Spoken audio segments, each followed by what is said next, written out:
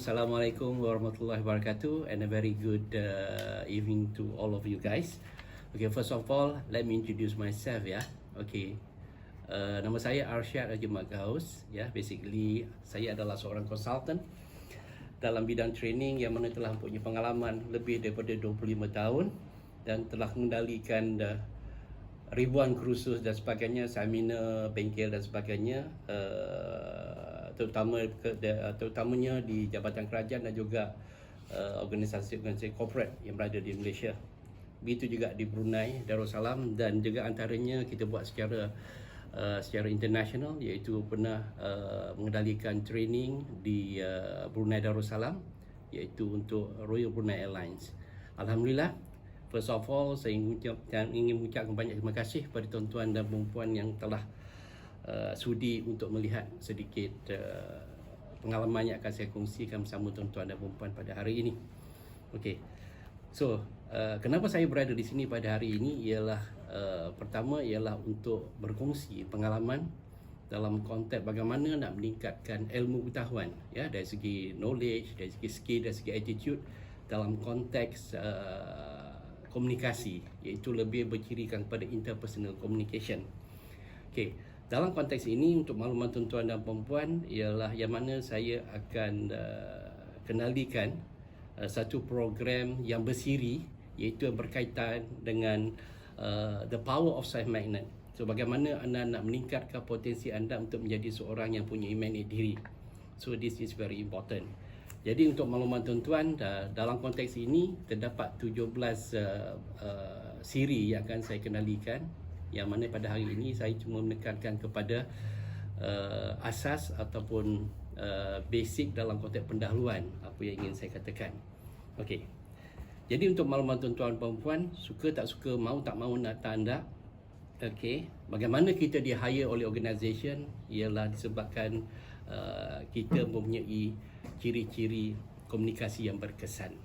Okey. Dalam konteks magnet diri ini ialah kita ingin paparkan pada tuan-tuan dan puan-puan bagaimana kita cuba merungkai dan juga mengimbau dan juga cuba membuka, ya, ruang-ruang dan peluang yang ada dalam diri kita supaya basically ialah supaya kita mudah dikenali, ya, kita supaya diri kita disayangi dan juga diri kita dihormati. Okey. Dalam konteks ini juga, ya, saya akan cuba papar kepada tuan-tuan perempuan dalam konteks gaya latihan magnet diri yang kita akan kendalikan nanti, ya, berdasar pada siri-siri yang akan kita lakukan. Okey. Kenapa magnet diri ini penting? Okey. Magnet diri ini adalah satu perkara yang cukup penting, yang mana dia merupakan ciri-ciri komunikasi. Yang mana bila kita berkomunikasi, kita tidak dapat lari pada tiga perkara.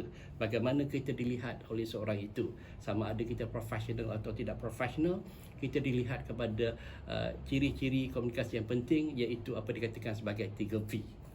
Okay, apakah 3V itu? Okay. 3V itu ialah V yang pertama dipanggil sebagai verbal. Verbal maksudnya ialah patah-patah perkataan yang kita keluarkan, yang kita cakapkan, sama ada patah-patah perkataan itu difahami atau tidak difahami bagi orang yang mendengarnya. Sama ada patah-patah perkataan itu disukai atau tidak disukai oleh seorang yang ingin mendengarnya. Meaning to say that kalau kita dapat berinteraksi dengan menggunakan patah-patah perkataan yang betul secara verbal dan sebagainya, meaning to say that itu merupakan elemen-elemen yang ada kaitan dengan magnet diri, yang mana pada asasnya tadi saya katakan pentingnya magnet diri ini ialah supaya kita ingin dilihat sebagai seorang manusia, supaya kita disukai, kita dihormati dan disayangi. Sebab ini merupakan perkara-perkara yang penting. Okey. Apa itu V yang kedua? V yang kedua ialah berkaitan dengan apa dikatakan sebagai vocal. Apakah itu vocal? Vocal maksudnya ialah intonasi suara kita ataupun luahan suara kita atau intonasi suara kita yang kita keluarkan, sama ada intonasi itu boleh memberikan rangsangan, boleh membuatkan orang suka atau tidak suka. Kadang-kadang patah-patah perkataan ataupun apa dari segi intonasi yang kita keluarkan kadang-kadang menggambarkan macam-macam mesej tertentu. Kadang-kadang intonasi itu menyebabkan orang kadang-kadang sayang, kadang-kadang intonasi kita keluarkan itu menyebabkan orang rasa sedih, orang tak suka, orang menyampah dan sebagainya. Jadi dalam konteks magnet diri ini ialah bagaimana kita memperbaiki diri kita untuk kita belajar bagaimana kita dapat meningkatkan intonasi suara kita yang profesional, yang boleh diterima oleh semua orang apabila mendengarnya, itu sedap dan seronok bila mendengarnya. Itu dikatakan vokal. Okey. Manakala V yang ketiga ialah dikatakan sebagai visual. So apakah itu visual? So visual maksudnya ialah maksudnya ialah benda-benda berkaitan yang kita lontarkan, yang kita lakukan. Termasuklah dari segi mimik muka kita, dari segi pandangan mata kita, eye contact kita, itu semua menggambarkan visual. Cara kita berdiri, cara kita duduk, cara kita berjalan, cara kita berpakaian juga menggambarkan kita punya visual. Dan visual kita ini adakah kadang-kadang boleh memaparkan mesej-mesej yang positif atau negatif pada seorang itu. Okey. Dalam konteks magnet diri ini, secara pendahuluannya yang saya akan tekankan iaitu terdapat 18 judul ataupun 18 berkaitan dengan magnet diri, yang kita nak sebutkan ini ialah berdasarkan pada buku yang telah pun saya tulis sendiri, inilah buku dia telah pun saya tuliskan sendiri, yang mana buku ini pun telah ada di dalam pasaran yang dikeluarkan oleh Utusan Publication, dan saya rasa dah lebih pada 15,000 buku ini telah pun terjual. Okey. Dalam buku magnet diri ini, saya akan kongsikan bersama-sama dengan tuan-tuan dan puan-puan, iaitu terdapat 17 topik yang akan diutarakan, yang mana topik-topik berkenaan akan saya buat secara berperingkat-peringkat, iaitu secara berperingkat-peringkat, yang mana saya akan pergi daripada satu peringkat ke satu peringkat, satu tajuk. So, antara tajuk yang telah pun saya tulis dalam buku ini ialah ada terdapat 17 tajuk ataupun topik, iaitu pertama, rahsia magnet diri, iaitu penemuan yang saya dapati daripada pengalaman saya berdasarkan pada training yang telah pun saya buatkan, yang telah pun saya jalankan lebih daripada 25 tahun itu, iaitu antara topik yang kedua ialah membanjirkan senyuman, ataupun dalam bahasa English, flooding smile. So this is very important topic, bagaimana dengan senyuman itu kadang-kadang boleh membuatkan suatu kerja itu lebih mudah, atau membuatkan satu objektif yang kita capaikan itu adalah lebih mudah, So topik yang ketiga ialah bagaimana kita nak menghilangkan perasaan malu, makna tu how you want to overcome shyness. So this is very important topic. Kerana kalau kita lihat dalam konteks bagaimana nak menghilang perasaan malu, kerana manusia memang macam tu. Kerana malu ni boleh, tapi malu ni biarlah kena pada tempat dia. Tetapi yang menjadikan kadang kenapa kita kadang-kadang tidak dapat ke depan, kenapa kita tidak dapat memotivasikan diri kita, ialah kerana dalam diri kita ini banyak perasaan-perasaan malu, yang mana malu yang tidak bertempat. Jadi dalam konteks ini nanti saya akan cuba dedahkan, perkara yang penting ataupun tips-tips yang penting bagaimana nak menghilangkan perasaan malu bila kita berinteraksi dengan orang ramai. Okey. Manakala topik yang keempat ialah bagaimana nak menjadikan semua orang istimewa. Okey, topik ini adalah merupakan topik yang penting. Kerana apa? Kerana ini merupakan impetus, untuk kita memulakan interaksi, untuk kita mendapatkan gagasan komunikasi yang berkesan dan sebagainya. Ialah kadang-kadang kita kena mulakan, kita kena jadikan setiap orang yang kita interaksikan itu adalah orang yang istimewa, yang istimewa. Jadi ini memudahkan untuk kita berinteraksi. Okey. Manakala dalam topik yang kelima pula ialah this is more towards lidah tidak bertulang, maksudnya ialah bagaimana kita nak memperkatakan sesuatu dalam konteks komunikasi kita, which is very important. Okey. Topik yang keenam adalah berkaitan dengan dengarlah dengan hati, bukan sekadar mendengar. So this is very important dalam konteks kita, bagaimana kita cuba mengenengahkan elemen-elemen komunikasi yang dikatakan listening skill, which is very important. Kadang-kadang kenapa orang gagal komunikasi ialah kegagalan mereka untuk mendengar. Jadi ini merupakan kadang-kadang akan berlakunya konflik di dalam komunikasi kita dengan orang-orang yang kita komunikasikan. Okey. Kemudian topik yang ke-8, saya akan kaitkan atau saya akan ceritakan tentang bagaimana untuk menjadikan seorang itu sebagai seorang magnet diri, dia mestilah mempunyai keupayaan dalam konteks bagaimana nak memotivasikan seorang itu. Okey. Topik yang ke-9 pula akan berkaitan dengan self confidence atau keyakinan diri. So ini merupakan asas paling penting dalam konteks bila kita nak berkomunikasi. Kenapa kita gagal berkomunikasi? Kerana tidak wujudnya keyakinan diri yang ada dalam diri kita. Ini saya akan terangkan dengan lebih lanjut lagi kemudian, ya. Okey. So topik yang ke-10 saya akan tekankan dari segi interaksi sosial dan profesional. This is how we want to become a professional people when we interact or we communicate with other people, ya. Okey. Topik yang ke-11, ya, atau tajuk yang 11 nanti ialah saya akan cuba sama-sama berkongsi pengalaman dengan tuan-tuan dan puan-puan dalam konteks membahaskan atau dalam konteks menceritakan the power of the 10 patah perkataan pertama kadang-kadang boleh memenangi hati manusia. Okey. Okey. Topik yang ke-12, yang ini adalah merupakan topik yang mana ada berkaitan dengan persahabatan, satu tanggungjawab bukan mengambil kesempatan.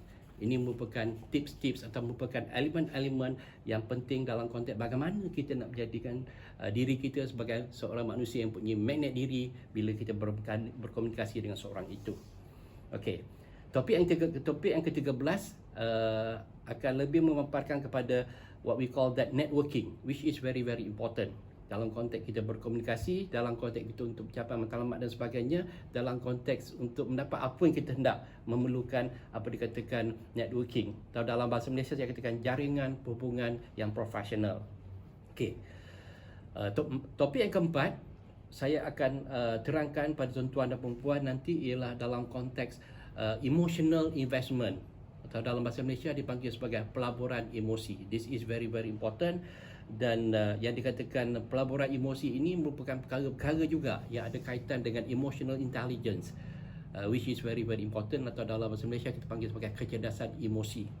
Kerana kita lihat kegagalan seorang itu untuk berkomunikasi, kegagalan seorang itu untuk berinteraksi adalah disebabkan perkara-perkara yang berkaitan dengan emosi. Dan untuk maklumat tuan-tuan juga, dalam konteks emosi ini juga saya juga telah pun menyiapkan buku untuk diedarkan ataupun untuk diterbitkan yang bertajuk Jinak Emosi yang akan keluar sedikit hari nanti, insya-Allah, ya. Okey.